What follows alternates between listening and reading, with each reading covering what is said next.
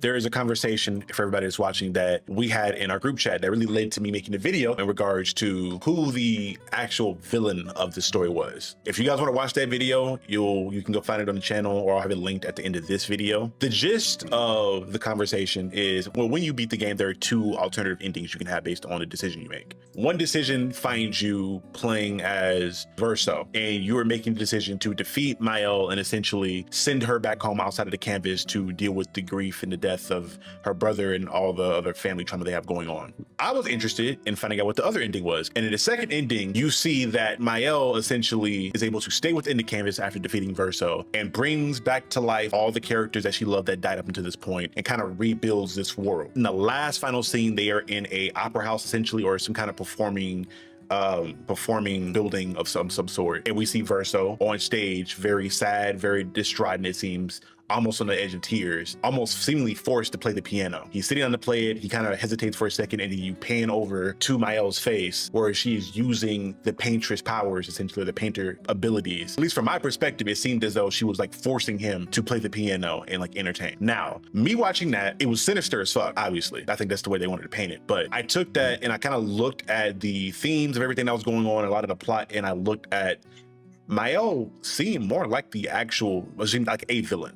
And before I release it to the wolves, I do want to say this. Although I call her a villain, she is not the only villain within this story. Obviously, there's a lot of fault to be passed around in regards to things being in the condition they are in. Nobody is perfect. I think the only person that may have the least amount of like hands at everything going on in a toxic manner is probably Renoir, the father, I feel like, to a certain extent, or maybe the older sister. She was just like, hey, get your shit together. My thing is, I am of the camp of either of them is wrong. I don't think either of them is necessarily completely right either. And it's funny because I was thinking about this game as I continue to think about it still to this day. I saw somebody debating, they referenced the book of Genesis and they said, hey, God made us in the image of him. Is that not what the paintress did within Verso's canvas?